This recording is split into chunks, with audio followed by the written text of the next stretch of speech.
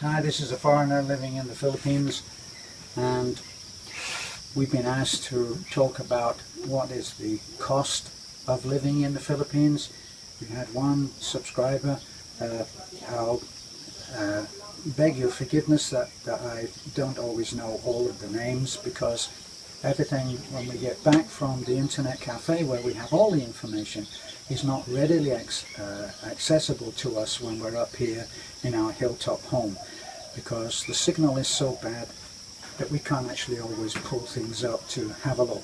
So my apologies to the man who has actually been in touch with me and asked me, do I think that you could live comfortably, or well, live on $1,500 a month?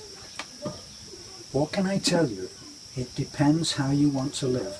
Can you live in a 5-star resort on the beach with room service for $1,500 a month? No, I don't think so.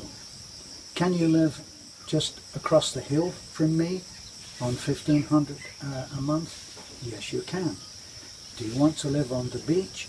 Do you want to live in the hills? Do you want to live in a small town? It depends on your lifestyle.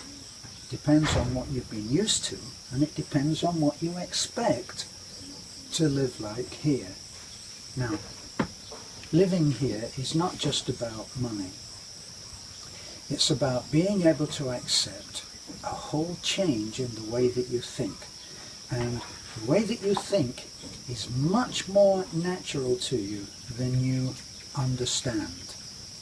You know, all of those things. If you come from London and live here, you don't have any buses, you don't have any pubs, you don't have any number of shops that are within a short walk, of restaurants within a short walk, of the choice of restaurants, of the choice of theatres, of some of the greatest musicals that have been ever put on Broadway are right here, right there in London.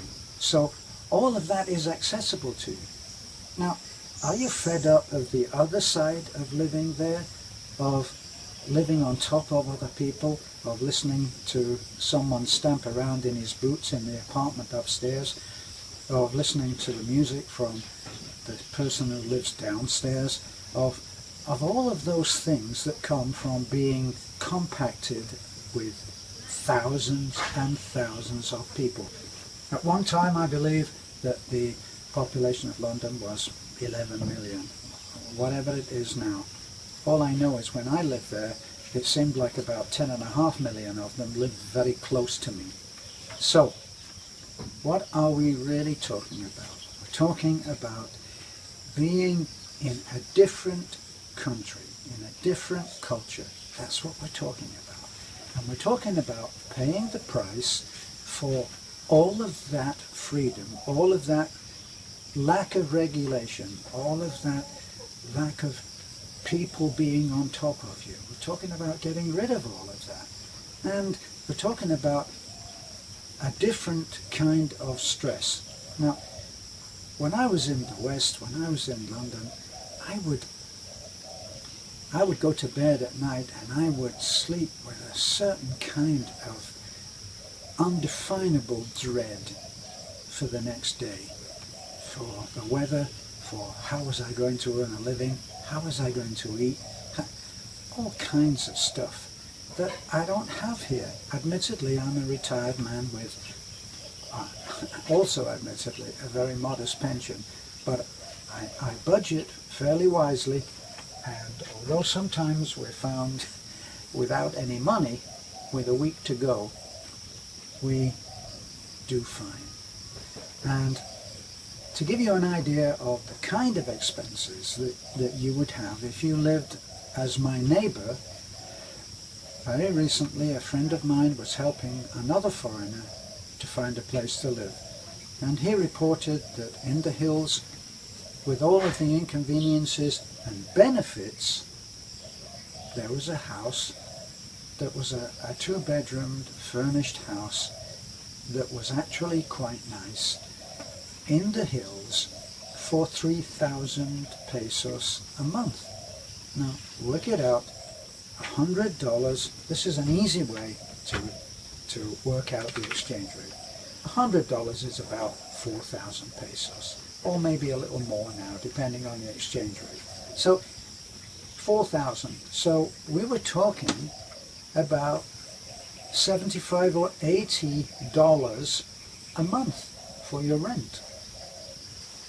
On top of that, then you've got the bill for your power, and if you have an electric pump serving you from the well, then this is an extra, I don't know. Let me see, what is our, Beth, what is our electricity bill? 800 pesos or 900. 800 pesos. So 800 pesos, work it out, it's not a great deal of money. Now, whatever you think about our situation, we live on about 8 hectares of land, which has been in the family of my wife for 50 years. So, strictly speaking, you could say, as one man said that's a subscriber, well, you don't pay rent. You don't pay rent, you don't pay this, and you don't pay that. And, well, believe me, we pay for everything. Right? So, okay, we don't actually pay what you would strictly call rent. But everything that comes with living in an isolated place, far from anybody, where every move, unless you are walking down to the road, costs money. It costs money for our bike, a motorcycle, it costs money for our truck. Gas is not very expensive, but it costs money anyway. So what I know is this. I know people who live in a similar situation to us. One of them lives on $1,000 a month. He lives on $1,000 a month. Another that we know lives in town. That man lives in a similar kind of situation to us. He lives on about $1,000 a month. Right? Now, why would I go into telling everybody every dollar that I earn and make and so on? No, I wouldn't do that. But I can tell you that other people live, one that I told you lives on $1,000 a month. Another one lives on $500 a month. But he lives in a tiny apartment with his wife and a child, and they have a life. He pays 3,000 pesos for that tiny apartment. It's a very nice apartment in a nice part of Taliban, and he tells me that he lives on $500 a month. Does he have a great deal of money to spare? No, he doesn't. But did he have any money to spare when he lived in America? I don't think so. We know another man who lives on about $500 or $600 a month, and he tells me that if he could make just another $100 a month, life would get infinitely better for him. And the same for most of the people that I know. Now, on the other end of the scale, I used to be a member of a club of foreigners, expats. Right. When I say a club, it was an online club, right, of which there are many. Now, I used to see posts there about people saying, looking for an apartment, guys, can anybody suggest a nice apartment in Cebu, in a safe area, and all of the kind of things that you would expect. Somewhere nice, somewhere in a nice area, where all of the other houses are nice, where it's safe, where they're not likely to be robbed every night. All kind of things that if you were living in the UK, if you were living in London, if you were living in Germany, if you were living in America, you would expect these kinds of benefits. 15,000 a month was their budget. 15,000 pesos a month. Work it out, let's say it was 16,000. We're looking at $400 a month. 4,000 being about $100. So work it out. If they were paying 16,000 a month, then they're looking at $400. So $400 out of your $1,500, you would be doing fine, because you'd be paying a third of your income. Now, I remember when you used to be able to buy a house, and the mortgage company would expect that your payment would be not more than a quarter. Of course, that's in the days of old. Now you can go out and buy a house and pay half of everything that you own and still be able to make the payments. So that gives you an idea. And then you have a car. If you have a car, you can buy a truck like this.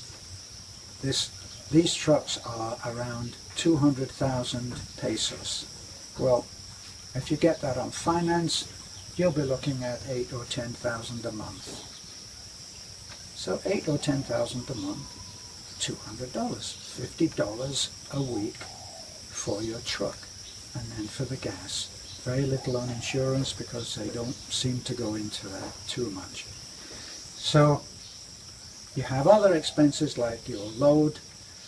Nobody really that I know of has a plan for their internet and all of that.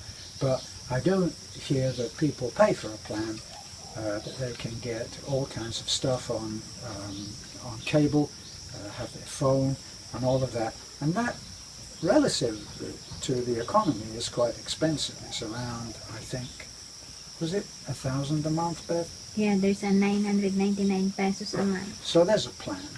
Yeah, it just happened that in our place, very bad signal, you know. Right, so we probably useless. We probably would have that if the service was better.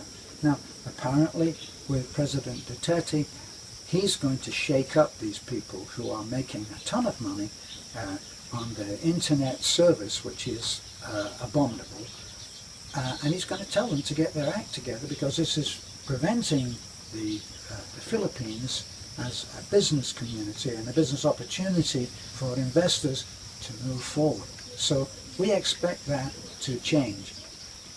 What did it cost us for our bike? I think we paid about 60,000 for a motorcycle, and that was a brand new motorcycle with the truck. The truck is not brand new. It's a kind of what they call a surplus, and it comes from, I think, somewhere like Japan. Japan has very, very strict rules on how they allow vehicles to be bought and sold. So if a vehicle has reached a certain age, I think they just sort of farm it out to the Philippines and other poorer countries. And then a company here, like you'll see that on the side of our truck, it's called Rusco, and Rusco take the basic vehicle and they recondition it to some degree. So ours was a used truck with about 70,000 kilometers on it, and that was what we paid. About the going rate, about 200,000, which we pay on finance. We bought our bike on finance. We paid 11,000 a month for 6 months, and we got that paid off. Now that was a struggle for us, but we were still able to live and still able to build our house. So the question, can you live on 1,500, is a loaded question, because it depends.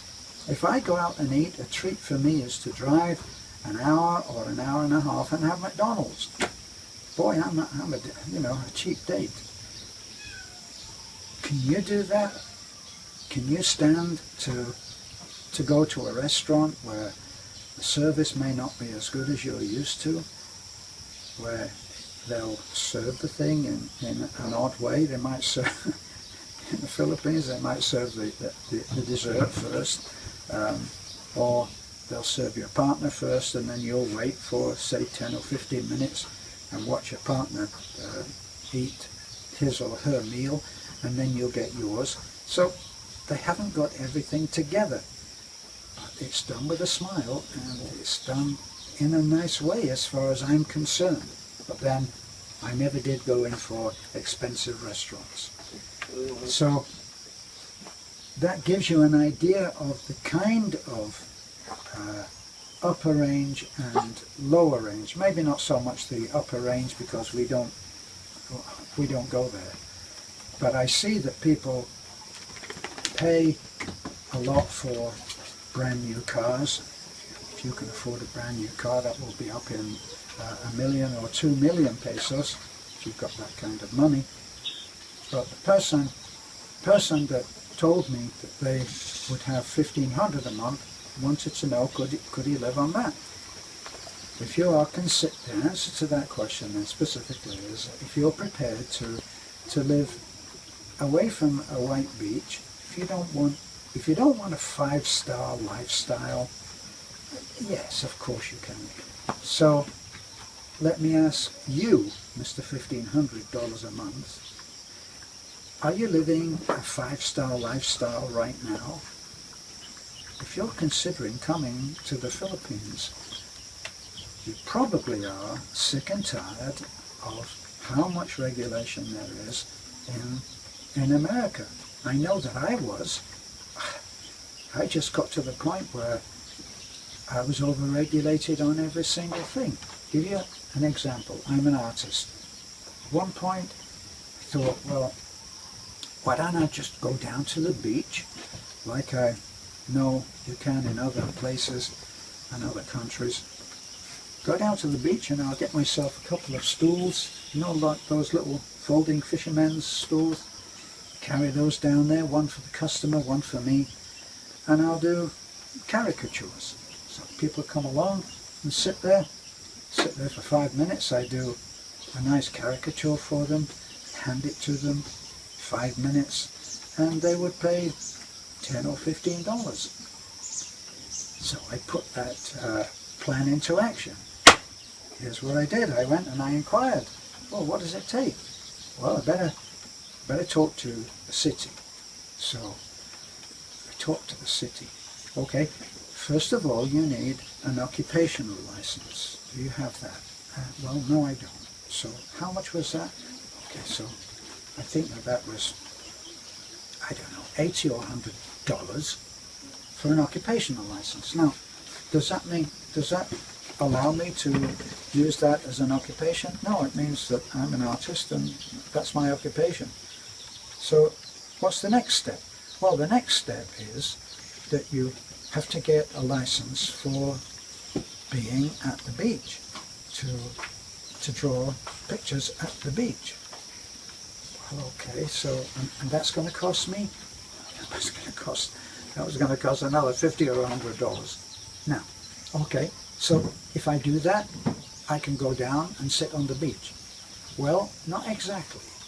See, what you have to do is, now you have to go and you have to find a restaurant that already has a license for being at the beach, and you have to negotiate with the owner that you can be under his umbrella. So, how much do I have to spend before I even put a pencil onto the paper? Maybe earn $10 or $15 for a drawing. It was hundreds of dollars on the possibility that it might prove to be a good idea. And I gave up on that. No, it's not worth it. So that was the kind of regulation that I thought. At one point in Fort Myers, when trouble was striking everybody, people were losing their homes, what did the city do? The city decided, LTO, or whatever they call themselves there, the Department of Vehicles, they doubled the registration. So effectively, if you had a clunker, you were doubled out of being in transport. Now, my wife is making strange faces to me, which I don't actually know. Is there something you would like to say, my dear? This is what she said. Okay, so now, once again, I am. And I have to finish it's battery low. The battery low. Okay, there's her nice voice again. So, yes, you can live out here. Yes, you can live a stress-free life. It's a different kind of stress, and you have to understand that. If you're expecting to come and have everything but the cost, the same as it is in America or Germany or the UK, think again. You're going to have to change your thinking. This is a one-egg economy. You can go down to a local sari store, as I've said before on my videos, and you can buy one egg. That's because people are so poor out here that they may well have to send a child down to the sari store and say, go get one egg. And that's how it is here. So when you come out here, you'll have to help also to be part of the community. So that would be part of your expenses. We help when we can. I have a great family, a great family. Whatever help I give, we do on an exchange basis. So if we have to give some money, they'll come and do some work. Great, great people. I am blessed. Now, you have to integrate with the community, and if you seek to be part of that community, then you will have a great life. If you are ready to get rid of that life that you've got right now. So, I fled from a life. Do I want to make the Philippines the same as America, where I came from? No. No thanks. I'll wait 14 months for the license plate on my motorcycle, and I'll wait 8 months to get my license for driving because they don't have the plastic. When I went round to get my license, the man said, yeah, we have your license. Fine, that's good. Can I have it? Well, and he nudged several boxes that were sitting on the ground that were all sealed up, and he kicked the box and he said, it's in there somewhere. So here's a number. Why don't you call us before you come in again? Save you the trip. And I called a few times and it's not in there. And I've been in a few times and he kicks the box again. I'll take that anytime. This is a foreigner living in the Philippines. I hope that helps. If it doesn't, then comment again, give me a question, and we'll do another video and try to explain more clearly. Please like, comment, and subscribe. It's very important. Subscribe. We would like to see you on our Facebook page, terence.flannery@gmail.com. You can see all of the back information, all of the back history on how we came here, how we built our own house, all of the pictures there. We've been chronicling our life for the last over 2 years on Facebook, and it's only recently that we've started to do the same on video. We hope you'll stay with us, hope you've enjoyed the video and all of the other videos, and look forward to you seeing us again.